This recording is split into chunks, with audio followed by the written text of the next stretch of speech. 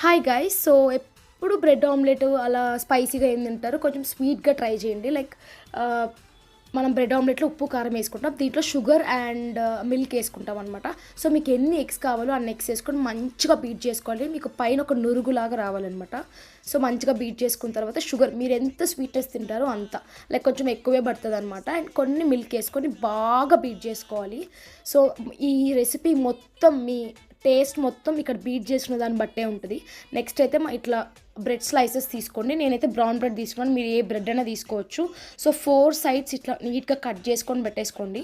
అన్నీ ఇలాగే సేమ్ అన్నీ కట్ చేసుకొని పెట్టుకొని ఇంకా స్టవ్ ఆన్ చేసుకొని పాన్ పెట్టుకొని ఆయిల్ వేసుకొని మనం ముందుగా బాగా మిక్స్ చేసిన దాంట్లో ఈ బ్రెడ్ స్లైసెస్ వేసుకొని మంచిగా డిప్ చేసుకొని 2 సైడ్స్ కాల్చుకోవాలి. హైలో పెడితే గుర్తుపెట్టుకోండి లోపల కుక్ అవ్వదు అండ్ బయట మాడిపోతుంది. సో సిమ్లో పెట్టుకొని మంచిగా కుక్ చేసుకొని ఎంజాయ్ చేయండి. సబ్స్క్రైబ్.